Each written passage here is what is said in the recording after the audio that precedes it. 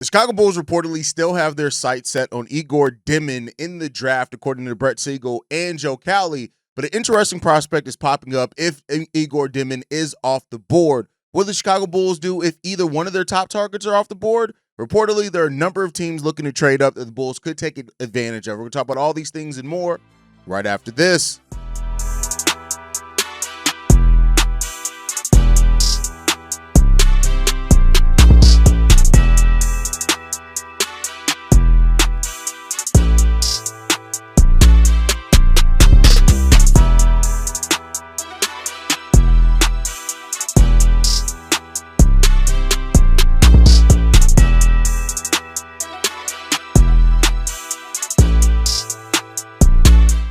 What's going on, Bulls fans? Welcome to another episode of Chicago Bulls Central, your number one spot for everything Chicago Bulls related. I'm the host, there, Hayes, but more importantly, you guys can follow the channel at Bulls Central Pod on every social media platform we happen to be on. With that said, let's go ahead and get into this content today, y'all. And we got Joe Cowley and we got Brett Siegel, both kind of still confirming that Egor Demin may still be on the top priority on the Chicago Bulls board. Now, that's if Egor even falls there, right? We'll get into that a little bit more here in a second, but Joe Cowley reported a couple of days ago the Bulls are still zeroing in on Egor Demin. Brett Siegel then wrote after being asked on Twitter if he had any intel on the Bulls. He said this: Bulls want versatile players who can wear multiple hats. Egor is the name that keeps being brought up for the Bulls when talking with league personnel. Now, we've already talked heavily about Egor Demin and the fact that a lot of his skill set overlaps with Josh Giddey. I do think he has a higher ceiling as a shooter than Josh Giddey, maybe, right? He shot 27.7% from three-point range last year, 50% true shooting range. He started off last season actually shooting pretty better from three-point range. He just fell off as the season went on. When you look at Josh Giddey, when he played with Adelaide, he was a 29% three-point shooter and 51% true shooter. But he's gotten better as a three-point shooter every year in the league. But that still does not take away from a lot of the skill set are similar. There's a lot of similarities in their skill set. Now, of course, people look at it and people have made comparisons to like other teams that have players with similar skill sets, right? Like Jason Tatum, Jaylen Brown, right? Those things. But I think that's different. Those are two players that have like part of their strengths is that they do a little bit of everything well, including being two-way players that give effort on the defensive side of the ball. Egor Demin and Josh Giddey are both players that have very similar strengths, but some pretty big glaring weaknesses as well that limit their offensive game. Now, the passing, having two really good versatile passers is intriguing, at least in the league. But when you have two negative defenders out there, I think that's what the Bulls are trying to avoid, potentially with Kobe White and Josh Giddey if they do look to move on from Kobe White. So it's just some things there that, again, it doesn't make it the most natural fit. But I do see the talent in Egor, right? But there's questions on if Egor is even going to fall there. There's some mocks that have him going, as high as 8th, right? So he could not even be there when the Bulls pick at number 12, which then could eliminate this question from even being there. But Egor is a prospect that has some really good strengths.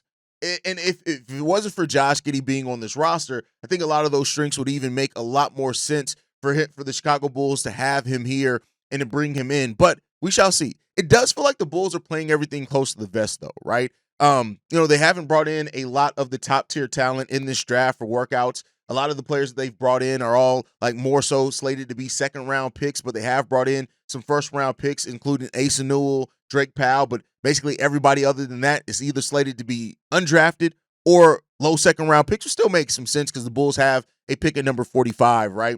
But it's some questions being raised there. But reportedly as well, and this one comes from Clutch Points, who point out that there's another player on the Bulls board if Egor is not there, and that's 18-year-old Noe Essengue. Now, we've talked a little bit about him before and touched on him as a prospect. This is a guy that, if you look at some mocks, like The Ringer has him going 30th, NBADraft.net has him going as high as, if I'm not mistaken, at 9th to the Toronto Raptors, which makes some sense for how they've drafted before.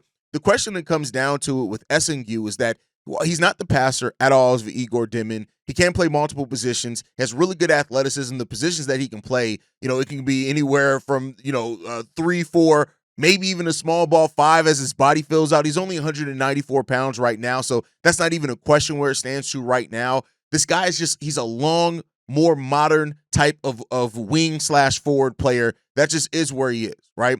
He played an NBA preseason game against the Portland Trailblazers last year. He scored 20 points. He hit 3 3-pointers when it came down to it, 8 rebounds, and he did look like he belonged, and he could potentially belong in the NBA. This is a guy that is going to come down to what does he do well. Right now, it's a lot of potential in Noe Essengue, right, and what he can turn into. But there's not a lot of realization of that skill set quite yet, right? So he has some things that he definitely needs to work on. I think if he becomes a decent three-point shooter, he's definitely somebody that can help NBA teams. There's no question about it. Some of his comps that he's drawn, Al-Farouq Aminu, Danielle Marshall are some of his comps. Tayshaun Prince, Bilal Coulibaly is another one as well, who's a recent draft pick. But this is a guy that it's hard to know exactly what he's going to turn into. He's the second youngest player in this draft, which is fine. The way that he does create when he gets in open space as well, there's some there that his ability to move off the ball in space as well. Like, you see the instincts are there really good for him. And that's really what it comes down to for Noe Essengue. A lot right now is based off instincts and natural talent. And I can see a team falling in love with that and thinking, hey, we can develop something that's here. Noe Essengue has the potential to be one of those multifaceted, versatile forwards that does a little bit of everything well. What does he do special? That's the question that's gonna have to be there. Maybe he ends up being a jack of all trades type player, but he's not selfish. He has solid enough court vision as well. He reads things really well. Not as good of a passer, like I said. He averaged basically the same amount of assists as turnovers, so that's definitely a concern there. But again, because of where he is right now as far as his development, there's some reason to think that there's not going to be a reason to kind of worry about that as things goes on. He's going to get better, right? And that's the thing that you hope for. But this definitely feels like the Bulls going back more so to one of their high upside picks, where a player doesn't really have kind of a proven skill yet. That was Dalen Terry, right? Dalen didn't have a single proven skill yet, but he did. Well, I guess the passing in transition was Dalen's one proven skill. He projected as a defender, even though he's been an okay defender his time here so far in the NBA, but not great, right? But when you look at Essengue, does he bring enough? He's worth a shot at 12, make no mistake about it. And that's why some mocks have him going in the top 10, because what he's shown so far at his youth, there's reason to believe that he's going to turn into a pretty decent, damn good NBA player. Personally, if we're going to go like this type of high upside, Juan Berenger is probably the player that I would look at a little bit more than Noe Essengue. I think that he has more of a natural fit. He also can develop more naturally into a center if you need that. I think he'll fit next to Manas Buzelis a little bit better as a forward. Personally, that's where I would go with that. But this is why you don't pay me to draft players. You pay people in the Chicago Bulls organization to draft and to scout players. Some people have also said that his free throw rate with his passing things, there are some comparisons with his game and Julius Randle's game, maybe a little bit there. And that does intrigue me, right? Especially when you look at Julius Randle more so in his Kentucky days than who he turned into in the NBA. There are some comparisons there that you can definitely look at and think, okay. But the thing is that Julius Randle was 60 pounds heavier than Noe Essengue, even as a teenager. So take that for what you will.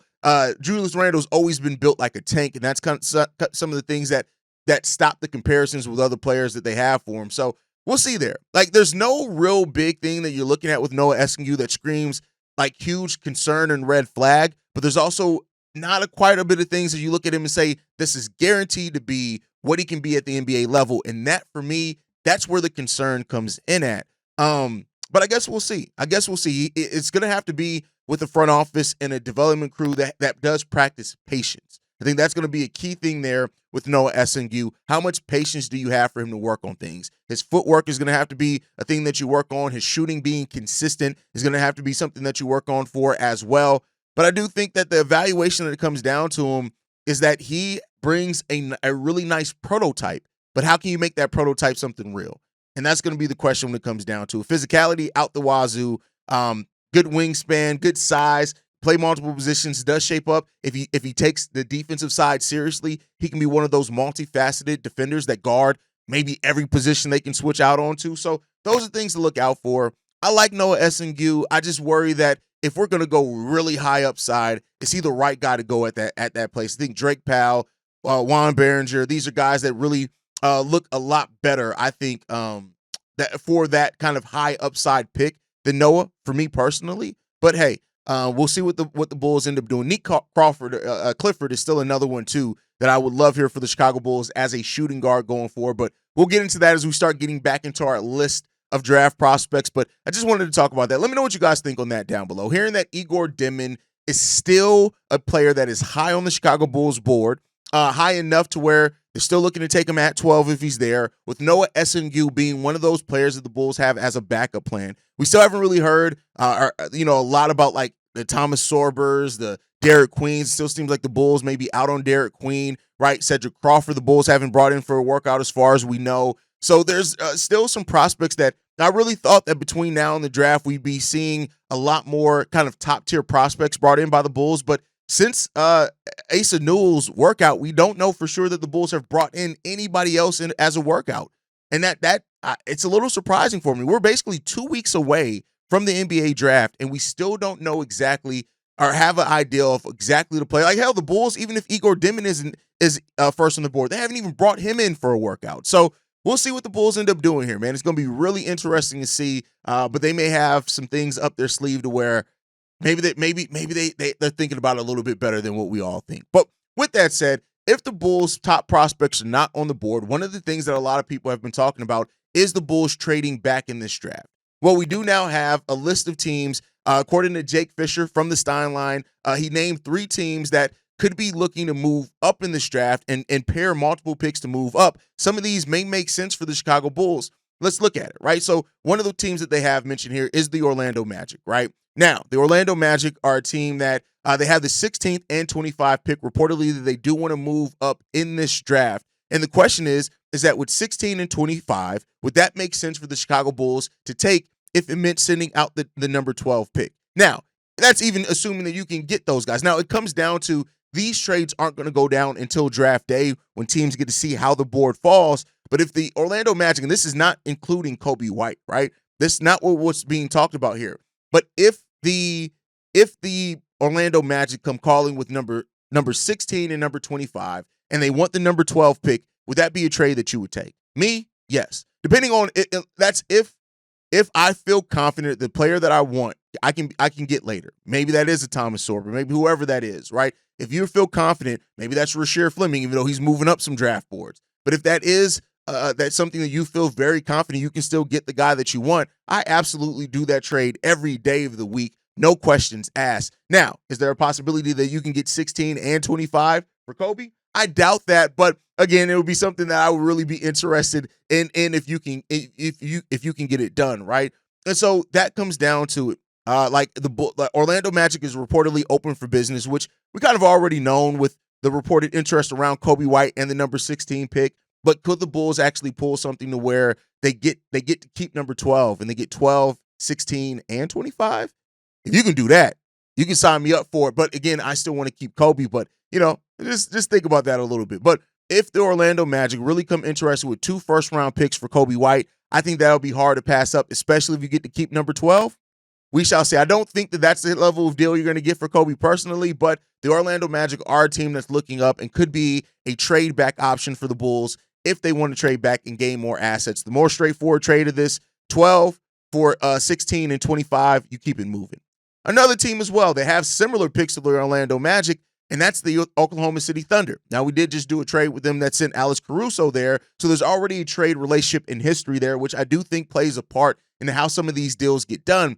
But at 15 and 24, the Oklahoma City Thunder reportedly want to move higher up in this draft if they can. They just want to have embarrassment of riches. But if it came down to the 15th and 24th pick, which are both higher, one step higher than the Orlando Magic would brew, absolutely I'd move 12 for that. If I'm going to move 12 for the Orlando Magic picks, I'd move 12 for the Oklahoma City Thunder picks, much for the same reasons. And you're even higher up. You're only moving 3 spots back while picking up an additional pick lower in the first. Now, I want to be clear here. Trading back in the NBA does not usually account for things like you usually don't get opportunities like this. This is like more NFL trades and trade back scenarios. But if the Thunder truly are looking to move back up into this draft and they're dangling 15 and 24 to make that happen, I would say that I definitely take that. Now, the Thunder are also in a place where them trading both their first-round picks makes sense. The Thunder are in a position where they have so much young talent on this roster with not a lot of open roster spots. Unless they're going to start letting players walk away for nothing, young, talented players, it makes some sense that they could look to move multiple picks to move up and take a higher pick. So number 12 for number 15 and 24, that sounds like a pretty good deal to me personally. I think that's the thing. If you can still get a guy that makes sense for your team and pick up an additional first-round pick and you get two of those guys, that gives you to take best player available and to take position of need. That could be the difference between getting a Danny Wolf and a Juan Behringer or somebody like that. Just name that because that was the last name that I said, right? I don't know if that actually makes sense. But again, or Liam McNeely, right, who could be your long-term three and your shooter there. You can get him at number 15 and potentially pick up Danny Wolf later in the draft. You do those things if you can do that. That's a lot of offense that you can bring there. It's not necessarily the defense we've heard that the Bulls are interested in, but it does do some things for the Bulls there. So the Oklahoma City Thunder, we know that they're right now battling for a title, right? But if they're a team that wants to keep a lot of what they have together, they get one pick higher, give up two picks. That's definitely an opportunity there. So I think that if you can add as much young talent as possible, that's what helps you with that. And getting a deal done like that, I think that's good. If you can add two prospects between 15 and in the higher 20s, I think you do that. Even if you have to send your own second-round pick, right, to just give them something back, I'm not mad at that at all. Next up, though, is the Brooklyn Nets. The Brooklyn Nets, who already have 4 picks in this draft. 4 picks, I'm sorry. They have number 8, number 19, number 26, and number 27, right? Now, this is a franchise that is, right now, they're rebuilding everything that they can. And this one comes out from Nets Daily last week, who reported that they want to jump up from the 19th spot into the top 10 if they can. So what would that mean? Would that mean that they're willing to send out number 19 and number 26? And again, I'd be interested in that. Now, they want to move in the top 10. So potentially that will put the Bulls a little bit outside of what they're trying to move back into. But who's to say as the draft goes on, maybe they see, all right, we weren't able to get back into the top 10. Maybe being back into the top 12 is worth it, right? Now, there's a question in for this as well that the Nets are reportedly interested in using Cam Johnson and the number 19th pick to move back into the lottery. Now, that's where I'm starting to get a little intrigued by, right? Now, if you can somehow swing Cam Johnson and the 19th pick, I would do that for number 12. I think that actually makes some sense for number 12. Yeah, Cam Johnson isn't this perfect prospect, but I do think with his shooting ability, I think that he can be well with Modest there. If you move Modest to the 3, I think that can actually work out some. Now, he's owed $20 million and $22.5 million over the next 2 seasons, which is a bit of a concern for the Bulls, who reportedly want to keep their cap sheet clean. But because of the expiring contracts that the Bulls have, that puts them right in a place where they could potentially get into that area and make a trade for that. That's where the Bulls, using as much expiring salary as they have, $61 million in expiring salary, that's where that plays a part into. They also have a $17 million trade exception and a $3 million trade exception. They can get busy with that too. So that's where you would call. I think that if the Nets don't trade back into the top 10 and the Bulls see a chance to get their prospect later in the draft, I'm calling the Brooklyn Nets. I'm seeing what we can do, what we can make happen, right? And it would depend a lot on how much they think that they can get back just for Cam Johnson alone. But I do think that that's something that I would potentially be interested in if you can get it done. You then look at a starting lineup with Josh Giddey, Kobe White, Modest Bucilis, Cam Johnson, and a center, right? Whatever you want to say there. I like that. I like that starting lineup. I don't love it, right? There's still some questions about defense and things like that. You better have a defender at that center position that can block and guard everything at the rim. But it's not to say that I don't like it. And we'll see what happens. Could you move Patrick Williams in a deal like that because you're doing the Nets a favor? Could you do something like that? We'll see. Reportedly that the Brooklyn is willing to take on bad contracts to get and stack more assets. Could you convince that? If you can get that done, listen here. I am absolutely doing that deal in that case personally. But those are the 3 teams that were pointed out as being, teams that are looking to trade up. So therefore, they could be trade back scenario candidates for the Chicago Bulls. And we'll see what happens there. We'll see. Like, overall, I think we all know there's going to be a lot of movement in this draft. There's going to be a lot of movement this offseason, and a lot of it's going to start at the draft. We talked a little bit about over on Locked On Bulls yesterday on how the Bulls can really play a lot into getting and stacking more assets by trading and using their expiring contracts. They have right now the leverage to potentially be a third team in a lot of these trades that are rumored and talked about going down. The question is are they going to use that? Are they going to use that card and that ability to get back into some things and stack some assets, whether it be for this draft or next year's draft? And that will come down to how aggressive AK wants to be as a GM. And I hope that AK is listening to this because, in the NBA, when you have an expiring contract and you don't take advantage of it, if it's just one, it's kind of looked at funny. When you have $61 million across 3 or 4 players with expiring contracts, if you take no advantage of that at all, that's going to raise huge red flags. And so we'll see what they do. See how competent this front office really is, because I do think that that's just a ability that the Bulls just have that they have not played a lot with and they haven't done a lot with. And as you're trying to build younger and you're trying to do this now more organically than what you've done it before, stacking assets is the thing that you want to go. You've heard other teams trying to use their cap space to stack assets. The Bulls, on the other hand, use cap space for more cap space that they eventually not use to sign anybody. So what are we doing here?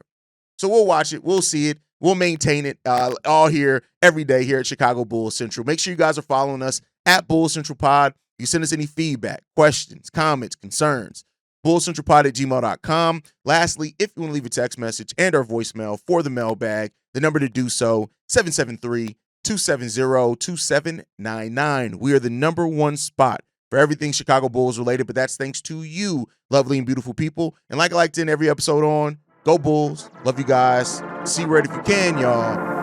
Peace. This has been a presentation of the Break Media.